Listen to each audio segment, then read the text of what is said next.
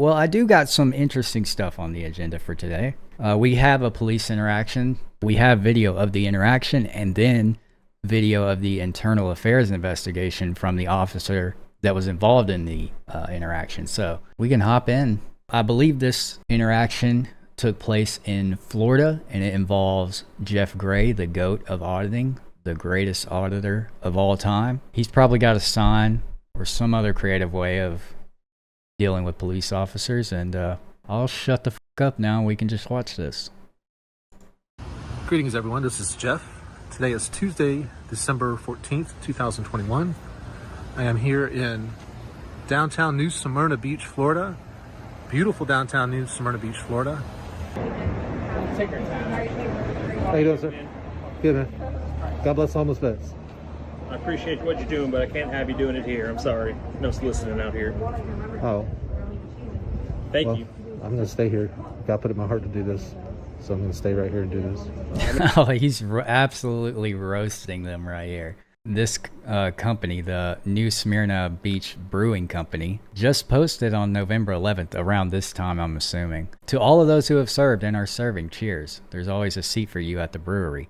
And here Jeff is advocating on behalf of the very people that they are virtue signaling for. And this is their response. So bear that in mind.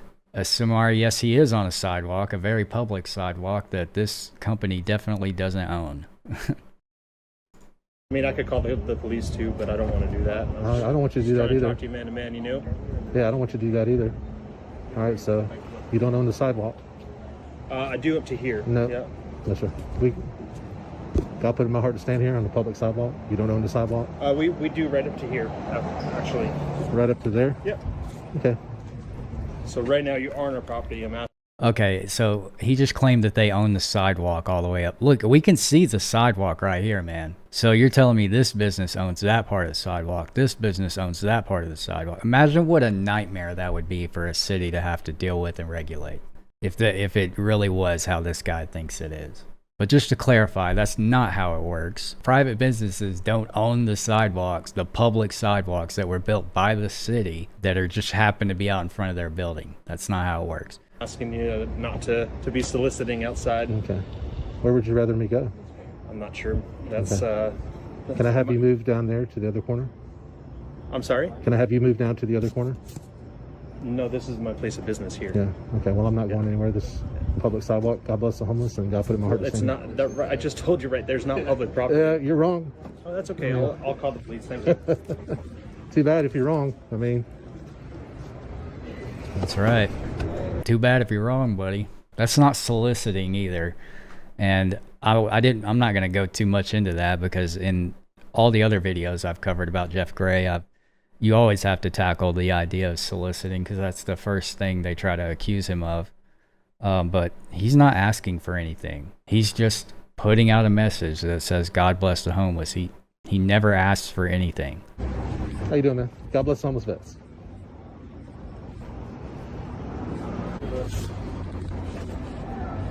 Sorry.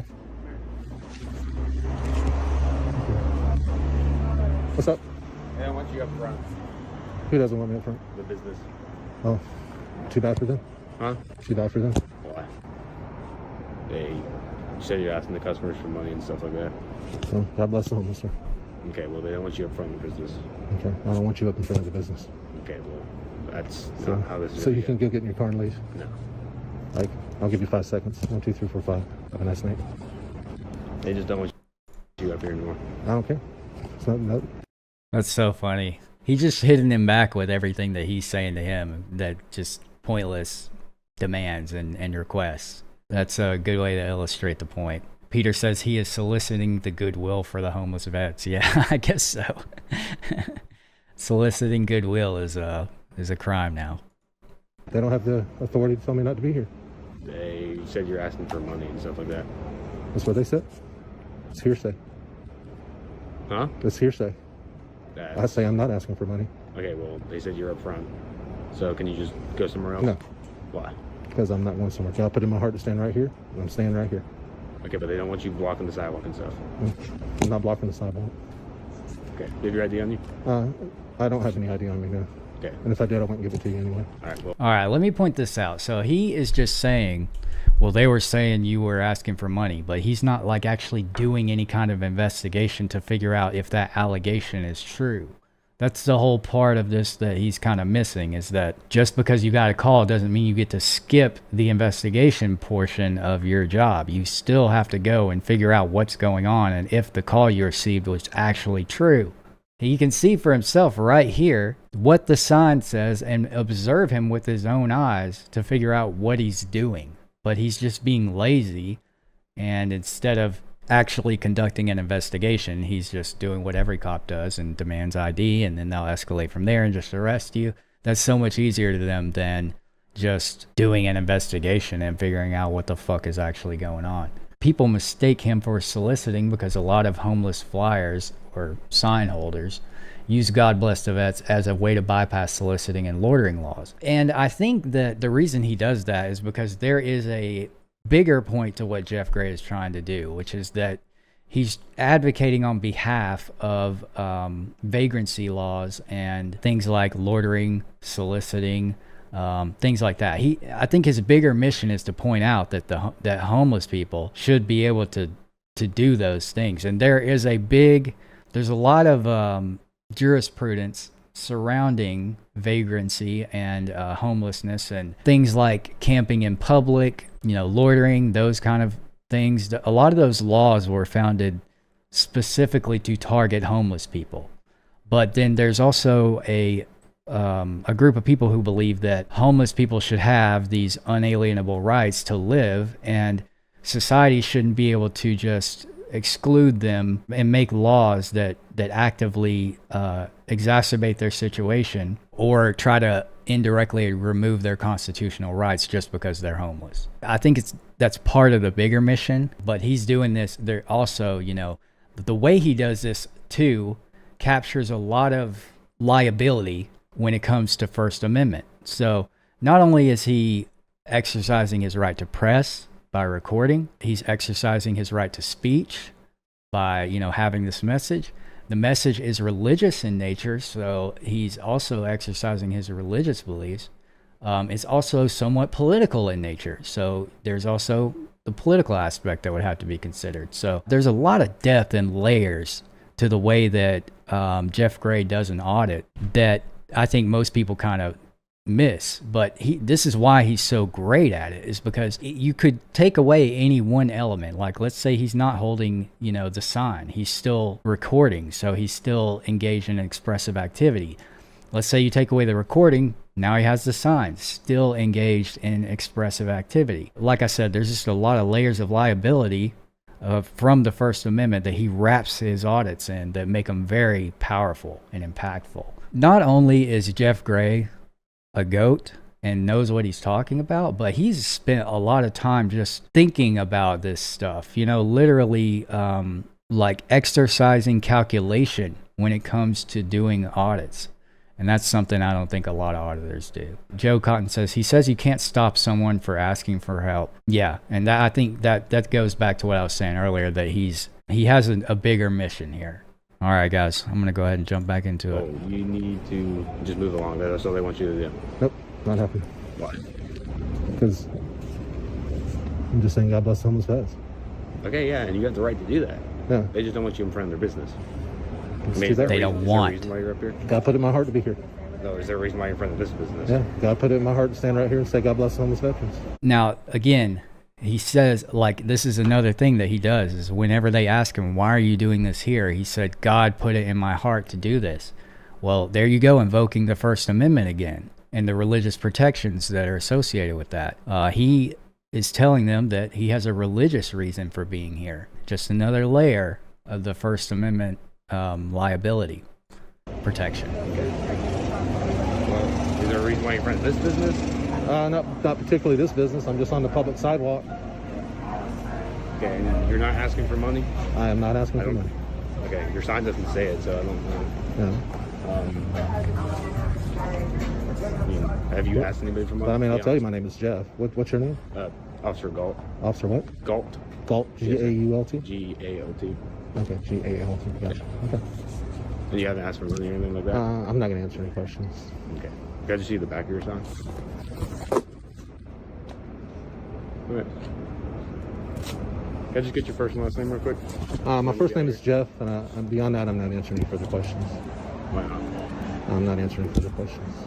I mean, you're making this more complicated than it has to be. No, I'm not. I'm standing here on the sidewalk saying God bless homeless veterans. And Yeah, but you just, Isn't it ironic when they say that you're making this more complicated than it has to be? Because he's actually the one that's making this more complicated. He didn't even have to talk to Jeff at all to figure out that no crime was happening here. If he just used that little noggin of his, applied a little bit of critical thinking to this situation, maybe he could put together the idea that someone holding a sign not asking for money is not soliciting.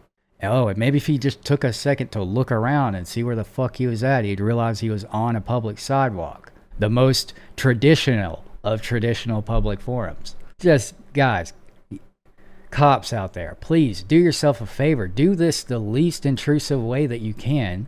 Save yourself time and effort.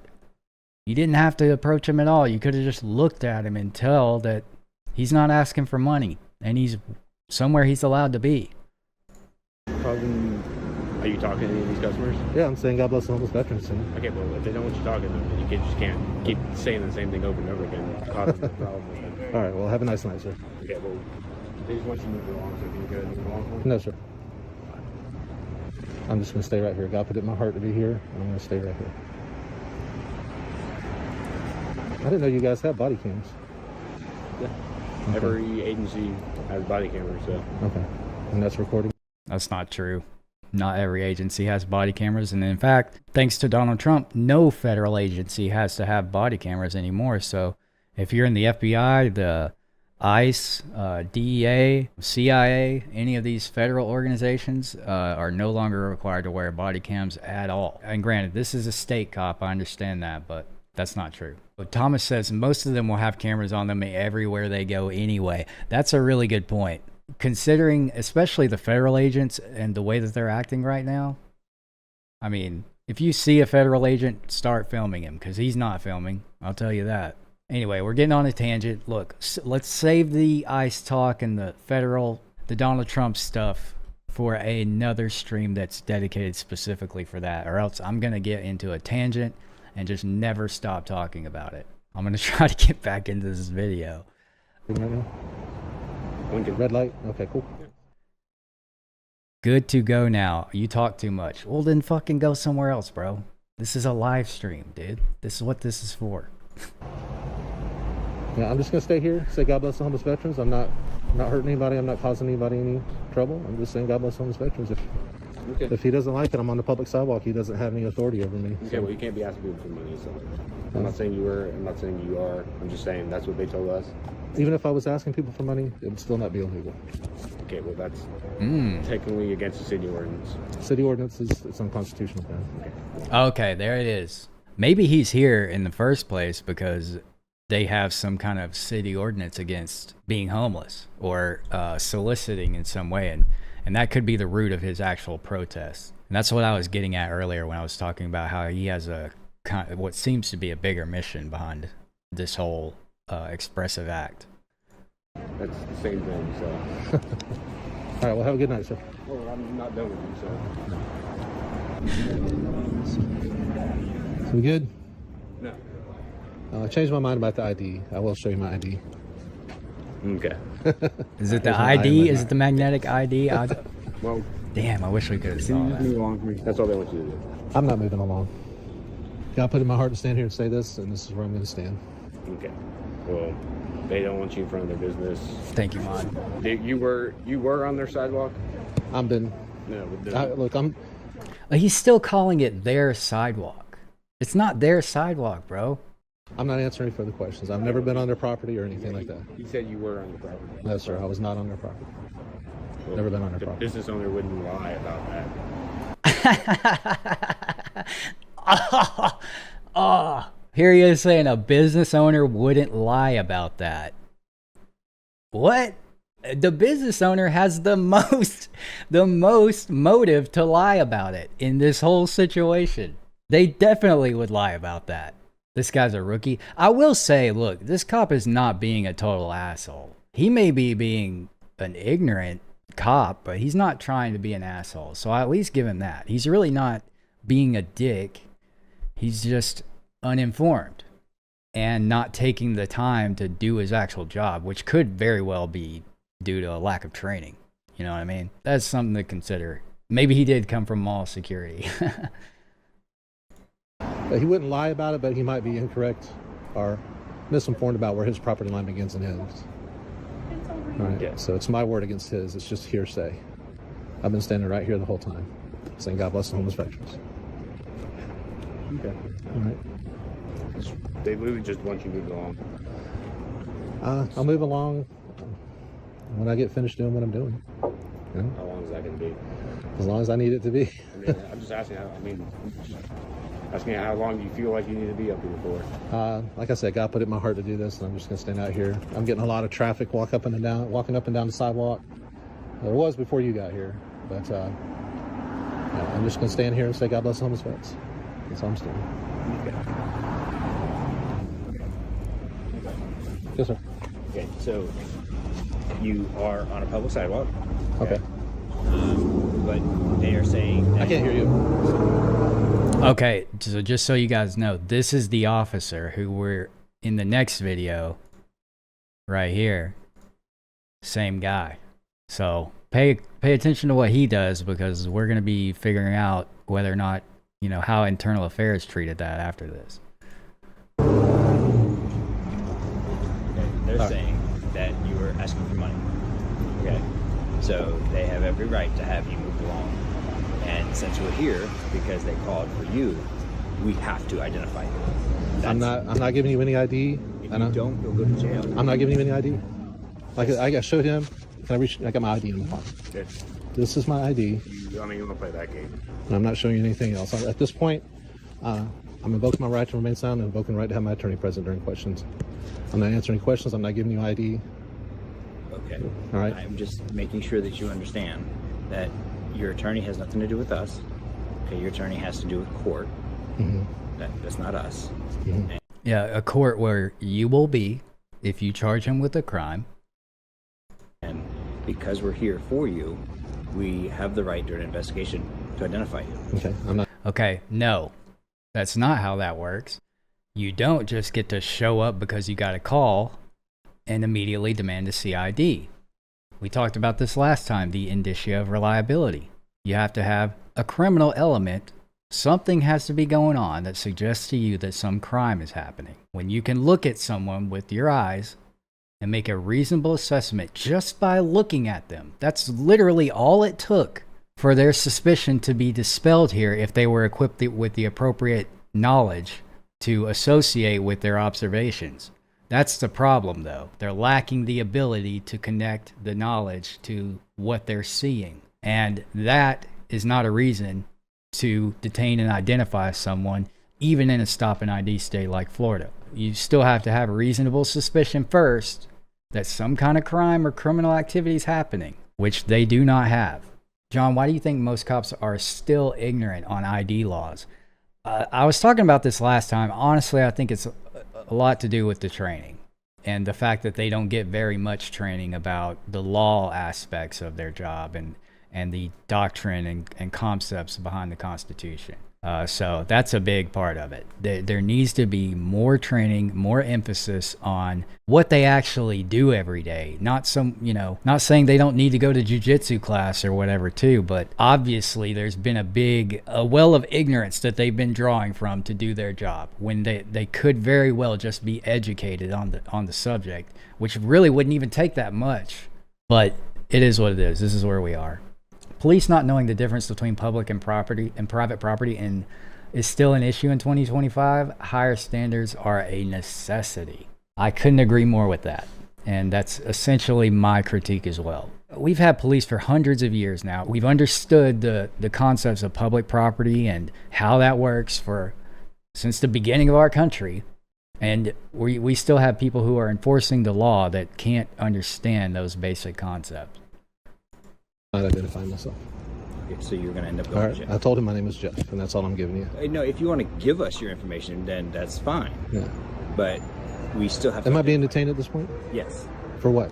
For the identification of you, which is an investigation that they started. Okay, I'm not giving any identification. I would like to remain silent. Okay. At this point, you're being detained. Okay. So let me see this. Do you have anything in your pockets that'll poke, stab, or Okay. anything? Since you're asked, This is an illegal detention, by the way. He has not done anything illegal or anything to even suggest that he did something illegal. I don't know what the justification for this detention is. me if I have anything in my pockets. I am armed lawfully. I have a concealed carry permit. Okay. Where's it at? Here's my hands. It's in my pocket. In your front pocket? Yeah. Here's my hands. All right.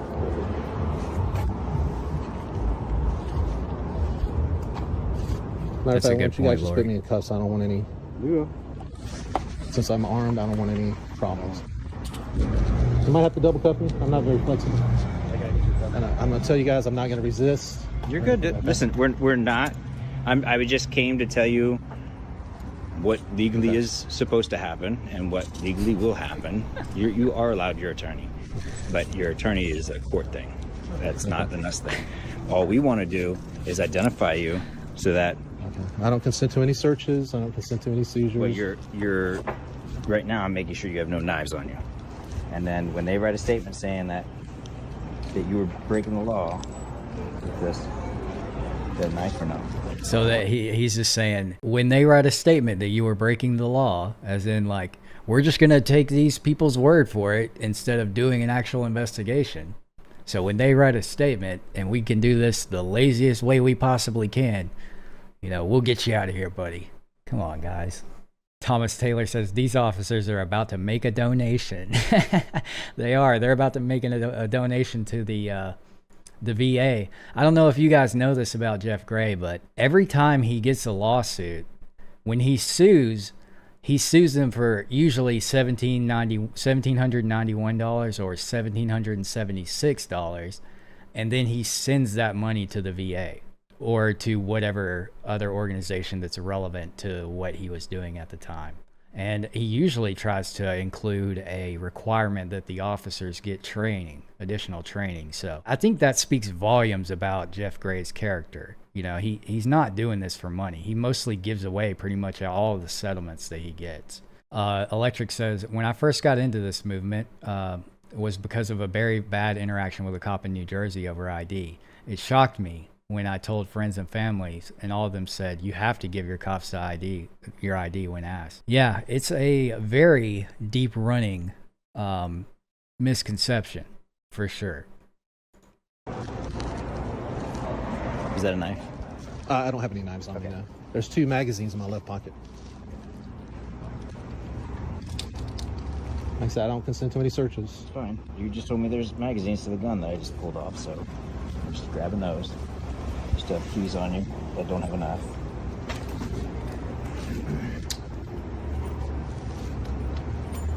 Just take this off the sidewalk, go over there. I'll bring the stuff with us. I'm just going with you. Yep. I do for reading. Okay. No, sir. So are they actually going to arrest him? You lean up against the car. Okay, so Here he goes. I want to make sure that you understand that you're forcing a hand that doesn't need to be forced. Okay? We're not here to take your gun. You'll have it back. Right now, it's mine because we had to detain you. Okay, that's what you pretty much asked us to do. Okay, when you don't want to identify yourself, and we're called. So it's totally different if we're driving by, and that's you over there, right? You're not requesting anything on your sign. You're not breaking any laws. Okay. When they complain to dispatch that you're asking for money, and that there are customers who are telling the staff that is against the law. So we're doing an investigation to see if that actually occurred. Okay. All right, here we are watching a cop dig his own grave in real time. He's just digging that grave too, man. Nothing is going to stop him from getting 6 feet under. Okay.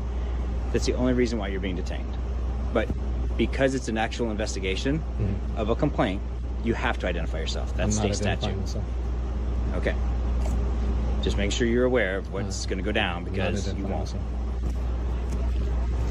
I'd like to remain silent. I'd like to have my attorney present. I'm not answering further questions. Okay.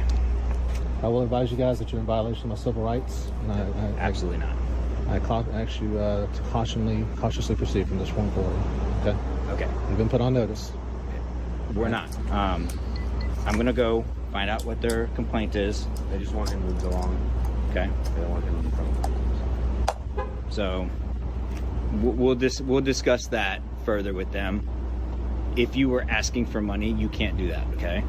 I'm not answering questions. All right. No, I'm just informing you of the city ordinances, okay? Public sidewalk, you're right, but you can't ask it for money.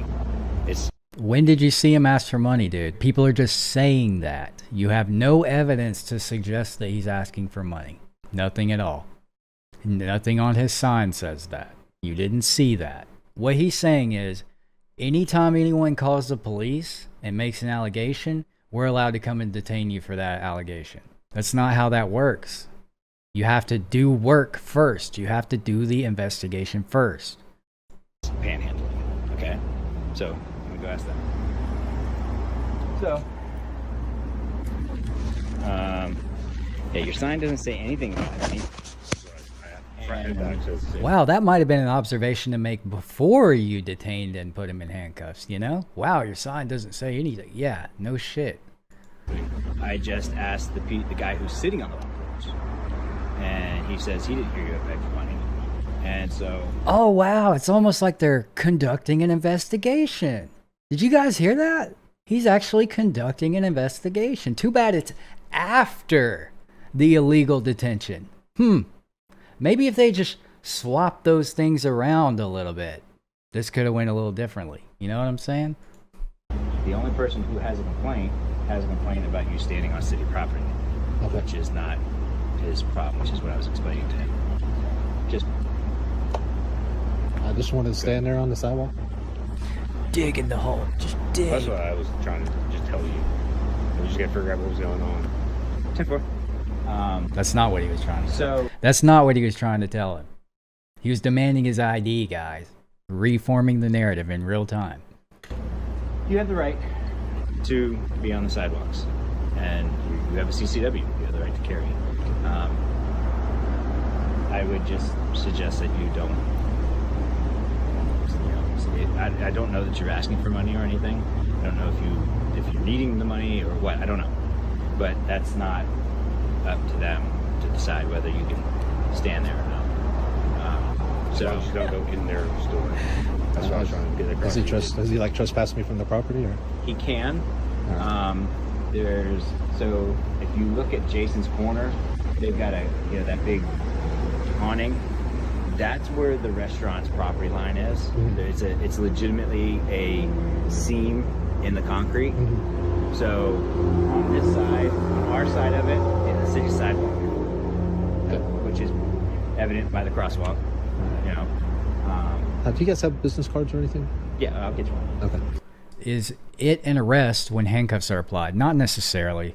There's more of a precipice or an argument to be made for it to be considered a de facto arrest if you're handcuffed. Police officers can handcuff you while you're just detained. That doesn't violate any of your rights for them to do that. Man, this chat is high quality, I gotta say, because you guys, I'm reading someone ask a question, right? Then I'm answering it, and then the next thing I read is the answer to the question they asked. High quality chat. Why don't they sit and observe instead of forcing the ID and doing an illegal search? Yeah. And he just walked through that, like, oh, by the way, you are allowed to do this. After we went and talked to everyone and actually figured out what was going on, you're not doing anything illegal. Yeah, that's what they should have done first. Lori says, to add the caveat, as long as you are detained for a lawful reason, they can put you in handcuffs, Obviously, they can't do shit to you if they're detaining you for an unlawful reason, but, they're going to anyway. CRNN says a detainment turns into an arrest after the detainment has been prolonged beyond a reasonable time. Yes, that's exactly right. But bear in mind that reasonable amount of time really depends on what the investigation is for, and it's very circumstantial. So it could be a long time and still be a lawful detention. Can handcuffing someone be considered a use of force? I'm sure it could, and it is, but is it a use of force that violates the Fourth Amendment? It really depends on the circumstances surrounding it. So, they called, they said that you were begging for money. After the investigation, that's not true. That's what they told dispatch. But the only person who's been sitting out there the whole time is the guy that's sitting by the bench. And he said he never heard you say that. So that's exactly why we did. Something for you go? Yes. All right. I think that video pretty much wraps up there, but I want to answer this question. Liquid Flame says, John, can you one day talk about what to do if the cops knock on the door to do a welfare check because someone called them? I can talk about that right now, and it's pretty plain and simple. And bear in mind, guys, again, I know I probably don't have to tell you guys this, but I'm not an attorney, and everything I say on here is not legal advice. I'm just a fucking guy on the internet talking to you guys, all right? So bear that in mind. What do you do if officers come up to your door during a welfare check? I think, let me look here. I have a guide here that could probably tell me about what to do during that. Let's see here. Encountering the police at home, chapter 9. Welfare checks, right here, page 196. What did I write about it? Everybody get your textbooks out, read along, take notes. There will be a quiz later. 196, here we are, welfare checks. Everyone, take notes. Get your pens and pads out. Be sure to highlight this. A welfare check, also known as a wellness check, is a visit conducted by law enforcement to check on the well-being of an individual. High-level stuff already. Bet you guys didn't know that. But seriously, I'm not going to read this whole fucking chapter, but I do have an entire chapter dedicated to this specific subject, but I can sum it up for you. The TLDR is don't answer your fucking door. If the cops come to your house over a welfare check, don't answer your door. You're not legally obligated to answer the door.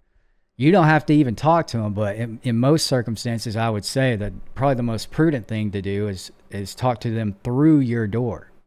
Just talk to them through your door. Don't ever open the door. You don't even have to talk to them. And it'd probably be in your best interest to just not let them know that you're home at all if they don't already know that you're home. Yeah, be sure to record. That's another thing. But generally, just don't open your door to the police unless they have a warrant to enter your property. My non-official advice.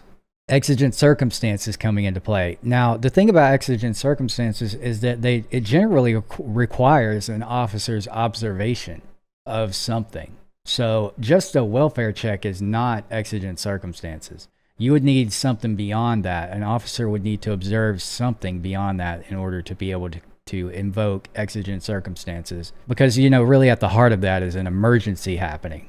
So there has to be some kind of emergency going on for the circumstances to be exigent. Lori says, get one of those little door windows. Well, nowadays we have the Ring cameras, and I would highly suggest that if you're concerned about police coming to your door, get yourself a Ring camera. You can talk to them when you're not even home. They don't even have to know that you're home to be able to communicate with them, which is could be a very powerful tool in a situation like that. Yeah, Caniglia v. Storm in 2021, the U.S. Supreme Court ruled that the community caretaking function of warrantless entry is not permissible at all when it comes to your home. All right, let's see what this guy had to say about what came after this. This is the supervising officer that was on the scene in the previous interaction that we just watched with Jeff Gray. I am Lieutenant Mark Severance with the New Smyrna Beach Police Department. Today's date is Sunday, January 2nd, 2022, and the current time is 17:54 hours. Do you solemnly swear or affirm that the statement you are about to give is the truth, the whole truth, and nothing but the truth? I do. Any false statement about material matters given by a witness under oath will constitute perjury, which is a third-degree felony according to Section 837.02 Florida statutes. All right, remember that, guys. He said, if you lie, it's perjury. It's going to be perjury. This is going into official record. Don't lie. Let's see if he lies. Do you understand that if you knowingly make material misstatements of facts to me during this investigation, you will have committed the crime of perjury? Yeah, I do. Advisement of rights for a disciplinary hearing, otherwise called the Garrity warning. The aforementioned advisement of rights is not the warning in criminal cases under the Miranda decision. As mentioned, Miranda has no application in a disciplinary interview. You understand? Yeah. So Electric makes a really good point. He says, unfortunately, perjury is nearly impossible to prove as you have to prove intent. Ask any lawyer. Perjury is difficult to prove. Yeah, I'm certain that that's the case. And I'm not saying that he would even end up, even if he did perjure himself, as no one's going to take that seriously. But hey, we can at least call him out for it, right? We can at least say this motherfucker's perjurous. So, worth mentioning if nothing else. Have you reviewed the USB drive files, documents, recorded interviews, YouTube videos, BWC videos, Central Dispatch radio recordings, etc. that I provided you on Monday, December 27th, 2021? I did. Okay, before we go any further, obviously everything in this particular incident is either captured on our video or the subject's video. So I don't think there's any dispute over what was said, who did what, and what happened at the incident. So as I ask you these questions, you know, if you say something that doesn't agree with the video in the way it was said, I'm not making issue with that. You know, we'll work through that if there's any inconsistencies, you know, because there's no way you could possibly remember everything you said verbatim. Okay? So I just want to make that clear for the record. That's a good way to make him feel real comfortable about talking. And I'm not saying he's not, you know, saying that to help this officer, because I suspect that he is, but it is also a good way to make him real comfortable talking to you. Okay, the first question is, did Officer Galt call you on the phone and request your assistance to a suspicious person call on Tuesday, December 14th, 2021 at the New Smyrna Brewery, which is 143 Canal Street? I believe he did. Okay, did you read the call notes while en route to that location? Briefly. What did they say? Skimmed through them. I knew we had a male out front of a business, and I believe that the call note says that he was panhandling on private property, but not at this time. Okay. I think it said he was asking customers for money in front of the business and harassing customers, something to that effect. Okay. When you arrived at the scene, did Officer Galt meet with you and provide you information concerning the call before you spoke with the subject? I believe I parked across the street. Okay. And as I walked across the street, we met halfway. What did he tell you? To my recollection, he just said that he wasn't cooperating, and I don't really think he said anything else besides that. Okay. When you made contact with Mr. Gray, you confirmed that he was on a public sidewalk and told him the business said he was asking for money. Did you? And that they had every right to have him move along. Is that correct? I did. Oh, wrong answer. What'd you do that for, buddy? What'd you do that for? As someone who lives in Florida and has spent a lot of time here, yeah, Florida's fucking crazy. And you're Electric says everyone in Florida is just walking around hoping they don't become a meme. I think you kind of you sign up to become a meme by living here. Okay, that brings me to my next question. Is asking for money, or another way to call it, panhandling, in a public place, public sidewalk, is that a crime or a city ordinance violation? To my knowledge now. No, I want you to tell me what were you thinking. When I came to the scene, when I came on a scene, I did think we had a city ordinance. I swore we had a city ordinance. Okay. That you weren't allowed to panhandle. Even more so, because I could have sworn that I've been told to enforce that on right underneath the Martin Luther King Bridge on the Lytle extension. Okay. I've been. He could have sworn that. Well, I mean, you're under oath now, so just swear it now. You could have. Well, now's your chance, buddy. Corrected since then. Okay. Well, let me ask you this. I know what you're talking about under the MLK. That's FDOT property. There is a Florida statute 316, 2045, I think, that deals with impeding traffic. It doesn't deal with what they're doing to impede traffic. A statute, and under the bridge there, we have had FDOT trespass authority for that property, and it's my understanding, we've trespassed people from there, and have maybe even made arrests for trespass after warning. Even though they were panhandling, they weren't arrested for panhandling, they were arrested for trespass after warning, okay? All right, so you went on to say So let me just clear this up. So what he's saying is, I thought that I was told to enforce panhandling laws. And then he's like, because I remember under the MLK bridge, there's a large population of homeless people. And then the guy doing the interview says, well, the reason that we're allowed to enforce, do any kind of law enforcement there is because that's the Florida Department of Transportation's property. That's not actually public property. Now, we could get into an argument about whether or not it's public property, but the point is, it's not it's a place that you can be trespassed from. It's not a traditional public forum, for example. They have the authority to trespass people from there, but I think the case that this internal affairs officer is making is that there is no city ordinance against panhandling at all. So that would kind of render this whole thing very questionable if there wasn't even a city ordinance against panhandling, because I'm pretty sure Florida doesn't have a law against it. But I could be wrong about that. Whether or not there's a state law against it, but I don't think there is. Somebody I'm sure will correct me. well, let me go back. The subject was subsequently identified as Jeffrey Gray. So I'm just going to call him Mr. Gray from this point on, okay? You went on to say that because you're there and they called about Mr. Gray, that we have to identify him. Is that correct? That's correct. What was Mr. Gray's response? He pulled out refrigerator magnets out of his pocket. What were they? I and a D. So that was his ID. Don't you just love it that, like, there's probably been this exact line said before in, like, internal affairs investigations that were never made public, where they're just sitting there talking about Jeff Gray handing them refrigerator magnets. That's so funny. Did you tell him that if he does not provide ID identification, that he would go to jail? Yes. Why? Because at the time I thought we had a crime. I had the manager was standing right next to us, and he was saying that his waitresses were scared to come out and that they felt threatened and that he was on private property asking for money. And what I should have done was investigated that first. Oh, there it is, ladies and gentlemen. Listen to that. He came to, what was I saying in the first video? There it is. Do the investigation first. What do you know? It's almost like I can predict the future, guys. He just said it himself. On recording, too.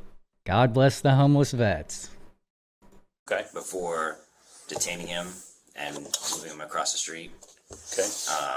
Because when I went back and asked the manager more particulars about what he was talking about. When I went back and actually did an I investigation. believe it's my BWC video.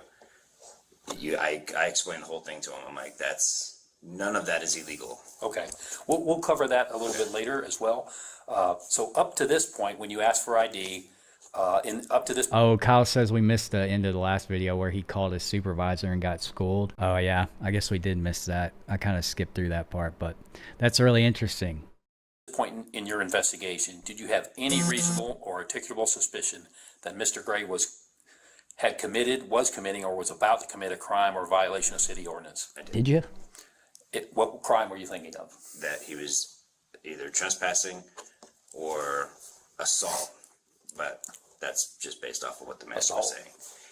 He was saying that his waitresses were being threatened, or felt threatened. Okay. Yeah. Yeah, feeling threatened when someone is not even interacting with you at all is not justified assault. There's got to be a reason that you feel threatened that's objectively threatening. You know what I mean?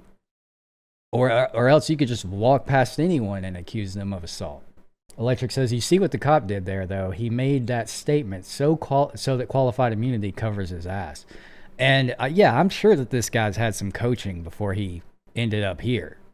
There's no way a department is going to let, record an internal affairs investigation without first coaching the officer. And plus, he's probably, I don't know if they said something about a union at the beginning, but that's also another place where he might, find some coaching for this situation.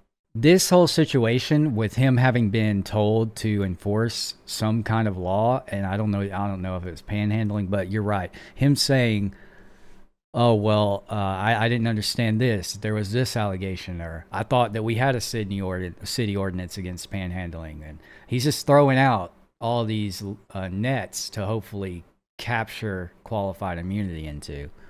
I don't recall hearing anything about that from the person, but like I said, I'm not going to go over the video line by line about what was said, but it's a matter of record already. So is holding a cardboard sign saying God bless the homeless vets on a public sidewalk or asking for money or panhandling a crime or city ordinance violation? No. You've learned that since this incident? Well, right? For the panhandling part. Okay. I knew everything else was not. Okay, so holding the sign on a public sidewalk, no issue, right? No. It didn't say. Well, I got to give it to this investigator. He's asking all the right questions. Like, if you really wanted to dig into these are the questions that you would want to ask. And especially having set up the perjury aspect of this first and telling him, look, this is all a matter of record. Everything here has been recorded, so there's no point in trying to lie about what you said or what you thought you said or anything like that. It's all documented, so don't try to lie about that. And then he's asking him the exact questions I would want to be asked. So good job on the guy that you can't see here off the camera. Say anything about money or anything. Okay. Did Mr. Gray ask if he was being detained? Yes. What did you tell him? That he was. Can you tell me why you decided to detain Mr. Gray? Well, it was in front of a restaurant that was open and full, and I didn't want to make the scene because he was being not aggressive, just argumentative and defiant. So I wanted to take him across the street so that we can figure out what was going on without creating more of a scene. So he just felt like it. That's what he's saying. I just felt like it. I just thought it would be cool. I just kind of felt like taking him over there, even though I had no reason to do that. Liquid Flame says, how do I apply for an emotional support officer? Are they allowed on airplanes? I don't think you can bring aggressive animals on the airplane, dude. Everybody knows that. Okay. In front of the restaurant. So at this point, you're still under the impression that you're acting under your authority. I 100% thought we had a city ordinance. As you moved to detain Mr. Gray, did he tell you that he was armed lawfully and had a concealed weapons permit? No. Yes and no. He Yes said he and was no. armed. He said that he was armed, but he didn't say anything about the concealed weapons permit until we got across the street. Well, I have to correct you on that, because if you watch the video, he does say, I'm armed, pauses for a second, lawfully, and I have a concealed weapons permit. Okay.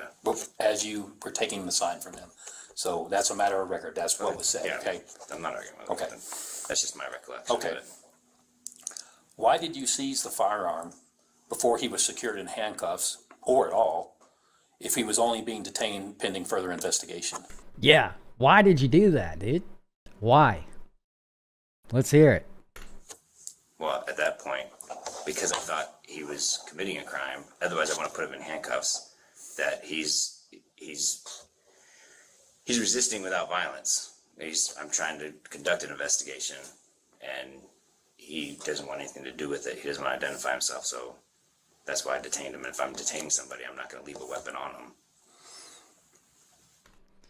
There you go right there, guys. You saw his train of logic. And keep in mind, this is after he's had time to think about what happened and how he might respond to these kind of questions, and probably had some kind of coaching. This is his justification, because he wasn't being nice, and he didn't want to give me his ID. Brother, guilty. Boom, boom. I need a gavel so I can just bang it on my desk whenever we find a guilty cop. If they're Okay. being lawfully detained, I wouldn't want to leave a weapon on them. Okay, but wouldn't it be more prudent to handcuff him first and then deal with the weapon issue if you I felt wasn't compelled to do handcuffing that. Well, he was being handcuffed. Right. That had not been done yet, and you were already diving in his pockets. Okay. So, okay. All right. I love how he just says, okay, like he just can't, he knows that he has absolutely no leverage here because everything was recorded. And this shows the power of recording everything, just to have this cop be in this situation. The internal affairs officer having the leverage to say, don't lie to me, because I mean, everything you said is recorded. This shows the power of that. Why did you tell him his attorney is a court thing and not a police thing? Can you explain that? We're not required to have an attorney present during our questioning. We're either conducting an investigation or we're conducting Miranda warning questioning, which... Well, if he's invoking his right. Guys, we have officially started the gavel fund. I don't want to show you guys my address, but order is placed. Hopefully, in the next stream, we'll have a gavel to smack down whenever we think a cop is acting guilty. Bought and paid for by the people, for the people, and we will probably use the shit out of that, to be honest. Next stream, gavel time. To have an attorney present. He doesn't have to speak. True. But I mean, I'm not calling you as a lawyer to come to the scene of the crime. After you walk him across the street, did he advise you that you were violating his civil rights and to proceed cautiously? Yes. What was your response to that? Do you recall? I don't recall. Okay. After removing his handcuffs, did you again tell him that panhandling was against city ordinance? Pretty sure I did. Okay. Panhandling on private property, I believe is what I said. Oh, okay. I'm not sure. Yeah. Did you speak with the reporting party inside the business? Yes. Can Not you just- inside the business, it was in the front porch. Can you describe your conversation with him? I just asked him what he was complaining about, what was the problem with the mail, and he said that he was begging for money or asking customers for money on private property, and he said that he was standing in the same spot where I made contact with him at.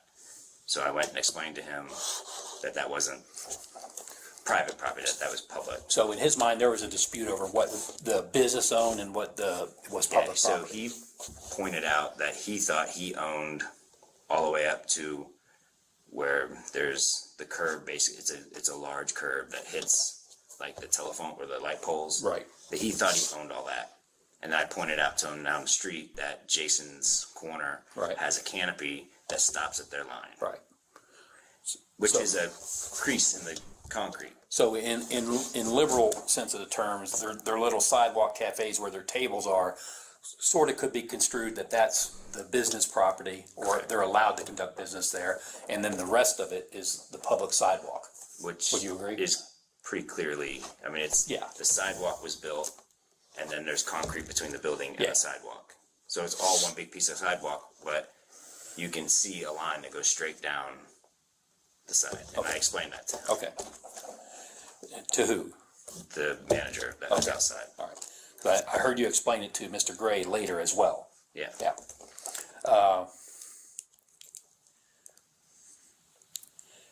After speaking with the business employee, the manager, Obi-Wan says the Ninth Circuit declared in 2016 in the Willis Court that panhandling is not illegal and is free speech. Though this is a district court, it is generally accepted in other circuits. Yeah, I've heard that case before, and I think that the case to make for panhandling being an expressive act is very legitimate. I think people should have the right to ask people for money if they want to. And I get it. Look, it's a fucking annoying thing that you have to deal with in a society. Whatever your opinions are about the homeless, we're not discussing that. We're not talking about how the people ended up in this situation. That's totally irrelevant. What I'm saying is people should be able to ask other people for things without the government getting in the way of that. And asking for money is one of those things. Now, if you want to regulate how they do that, that might be different. It makes sense to not allow them to stand in the median of a dangerous highway and do that. But it doesn't make sense to me to put a blanket ban on the act itself, especially when it is purely speech. Everything involved with panhandling is just speaking. It's an expressive act. So I think that there's a strong argument to be made that panhandling should be legal. And if you want to regulate it through other laws, not directly through a blanket ban. Obi-Wan says the exception is aggressive begging. Yeah, and there is a distinction, between someone harassing you for money and someone simply asking you for money. And I think we're all capable as adults of making that distinction. Dubwub said, yeah, so it is soliciting for oneself, which is not a business or a commercial endeavor. Atsumari says private businesses can do that, signatures, so why can't the public? That's a good point. Hasn't SCOTUS also allowed some panhandling laws? I'm sure they have, and I'm sure that it's really going to depend on the specific language of the law. But yeah, I do think that panhandling should be legal. And there's probably a lot of situations where people misconstrue soliciting with panhandling. Radio Nerd says aggressive panhandling is a whole other story. There are valid laws that deal with that. Yeah, exactly. Electric says, I don't think soliciting and panhandling can be the same thing legally speaking. Soliciting is selling something. Yes, that is right. Lucy Lavender says, aggressive and disruptive panhandling can be regulated. It largely already is regulated through existing laws. Like we already have laws against harassing people, against assault, battery, the types of things that would come from aggressively asking someone for money. So I'm sure that if you're asking for someone for money to the point of it being aggressive, then I'm sure your conduct could fall under a disorderly conduct statute. Caparazzi says, Jeff Gray is soliciting. He's soliciting goodwill and prayers for the homeless vets. I think I read that earlier, but it warrants saying again. Tsumari says, and like someone else said, time, place, and manner restrictions do apply. Soliciting on someone's porch is different from expressing an idea on a sidewalk. Exactly. Axel's his name. Was there evidence that any crime or city ordinance had been committed at that point? No. So your investigation resulted in that there was no crime, even assuming that. I gotta say, Andy, that's very funny. He said if panhandling were illegal, we should arrest all the billionaires at the next political fundraiser. Seriously. Exactly, dude. Exactly. If our politicians can beg for money publicly, hold entire events about it, then the regular man should be able to do that as well. Your assumption that panhandling was a crime. Correct. Okay. He actually, when I asked him why, 'cause we get told that all the time, he threatened me or she threatened me. Right. And so you ask what that is, and he said, well, he didn't really say anything to my waitress. She just is afraid to come back outside now because he's here. Okay. And I said, well, that's not on him. Right. He's allowed to be where he's at. Okay. And Fair that's enough. when I was done. Did you call Sergeant Kirkland after the fact to advise him of the incident? Yes. Can you describe what his response was to you? He immediately said, well, you violated every right he has. Okay. I couldn't hear the other side of the conversation on the phone, but what do you mean by that? I mean, that's just what he said. I told him what went down. I told him, the manager's saying this, and he's being defiant. So to get space between the manager and him, we detained him for the investigation, brought him over to my car, and then he's like, well, I hope he doesn't make a big deal out of this because you just, I don't know if he said what amendment, but he's like, you just violated his rights. okay. I want to discuss with you a little bit about the Policy and Procedure Directive 15-2. The DMS record shows that you signed this off on 9/19 of 2020. Okay. This was published a revision of it was published in 9 of 20. So when the revision came out, you had reviewed it and signed it. Specifically, the section that we're talking about is 15.2.17, investigated detentions. It says, an officer is permitted to stop and briefly detain a person for investigative purposes if the officer has a reasonable suspicion supported by articulable facts that criminal activity may be afoot, even if the officer lacks probable cause. Such encounters must be evaluated by considering the totality of the circumstances, Investigated detention should last no longer than is necessary to effectuate the purpose of the stop. The investigative methods employed should be the least intrusive means reasonably available to verify or dispel the officer's suspicion in a short period of time. Any investigative detention must conform to current law.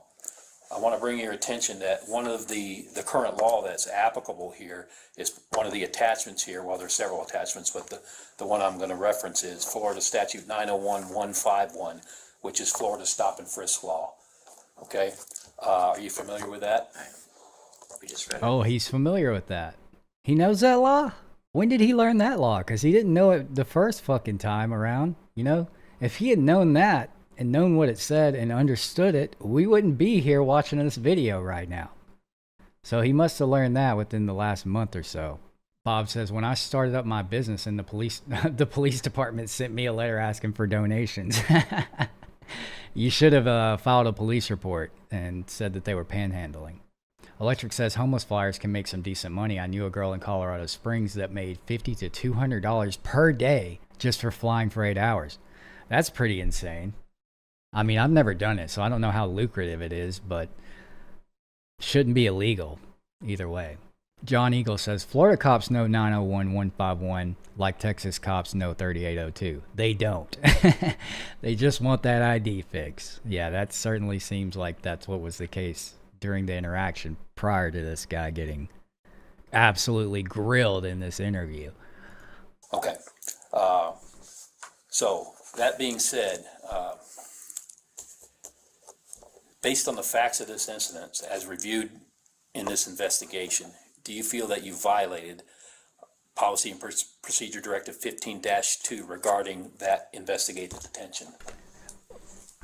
If I was this guy, I would not answer that question. Don't answer this. If I could give this cop some advice, I would say, do not answer that question, buddy. At the time, I did not.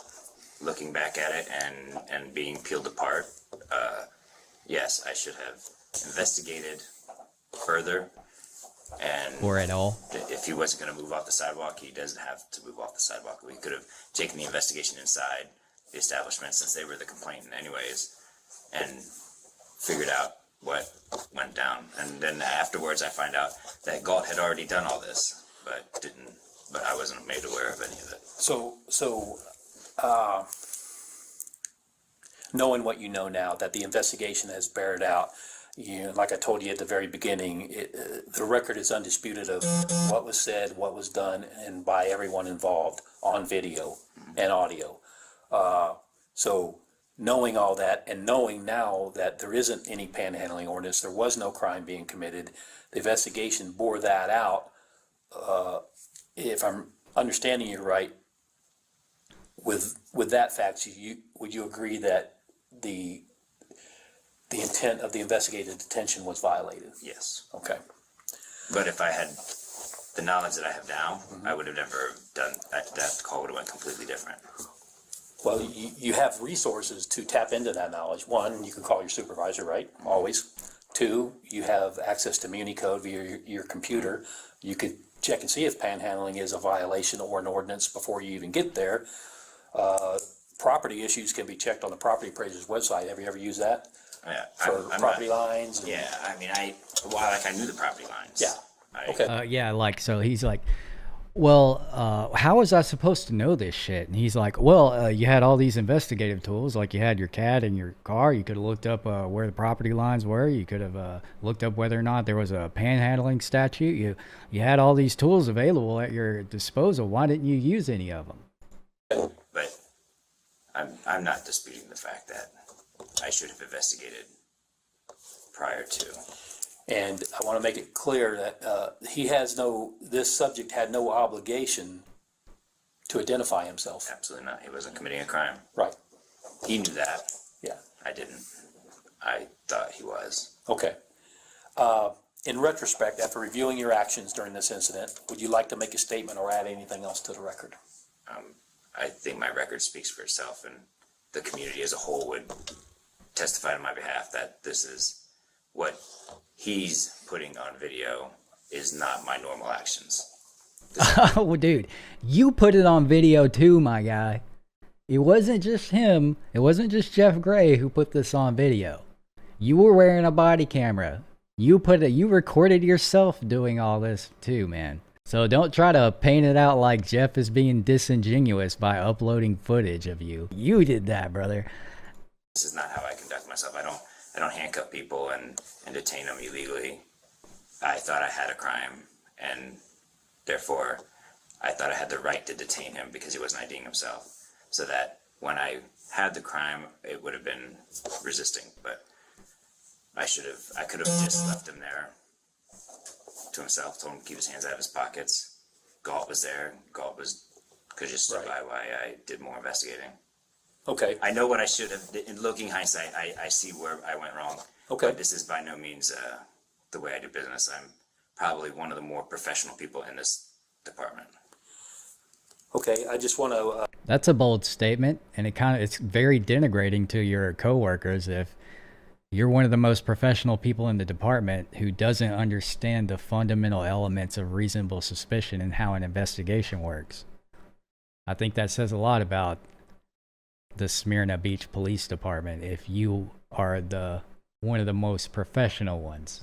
The last thing I want to add is that he was not committing a crime. Obviously, the facts bear that out, and you could have done things a lot differently. I appreciate your candor in answering the questions to the best of your ability.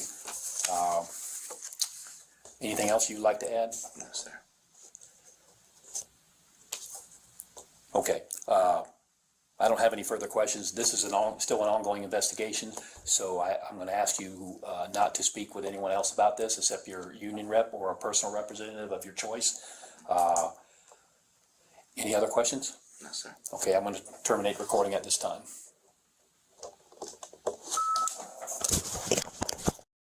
All right.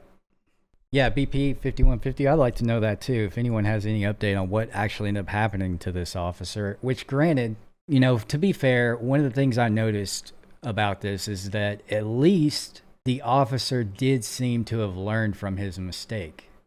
He did come to the conclusion that he should, which was my main critique in the interaction, was that he should have done an investigation first and then acted upon the facts and knowledge he gained through that investigation. He did it in reverse, where he arrested first and investigated second. At least he admitted to that and clearly understood that that was wrong, and I can only hope that he's doing better now. So at least we got him to that point. Props to the guy who was interviewing him, because he asked all the right questions, and that was a 20-minute long interview, and he got that cop to dig a hole to China. I gotta say that's impressive. As someone who has interviewed people before, getting what you want them to say out of them it can be difficult, even if they're not under pressure and feeling defensive. So at least he realized that one simple element, that you have to investigate first. John Eagle says, James Madison audits recorded the other cop who initially talked to Jeff in this encounter. After this interview, he left the department and went to Flagler, Florida, and joined a new department. What do you know? It's almost like they can just do that whenever they want, isn't it? Electric says, unfortunately, the cop was well enough coached that I think qualified immunity will cover him, but the internal affairs investigation will definitely prevent him from doing this going forward. So, yeah, it sucks that we have qualified immunity, but it's not like you always have to win a lawsuit in order to get something productive done. I think ultimately it's really good that this, it's obviously this cop didn't know what the fuck he was doing actually on the scene, but at least now he understands the chain of events that should happen in any of the other police encounters that he goes to. And he's been put on notice that you can't be doing that shit. So now he has no excuse for this in the future. Simi says, so the question that I have, like you've been doing this for a while, but how is that security and campus public safety officers have more training than actual police? And that is the case in some. And like I was saying before, is that a lot of times that's because the company actually has a liability risk to take on. There's no incentive for cities to not get sued, because they just basically have unlimited money to shell out in settlements. The fact that these private security people are, actually risking their liability for the corporation that doesn't have infinite funds probably would put them on notice to do better, and to follow the law. Thomas says insurance pays most of it, which is true. That is true. But every time they pay out a settlement, they're going to be renegotiating that insurance contract with the city, and it will directly cost them money in some way, shape, or form. And usually they only cover a percentage of the settlement too, so that's something to consider.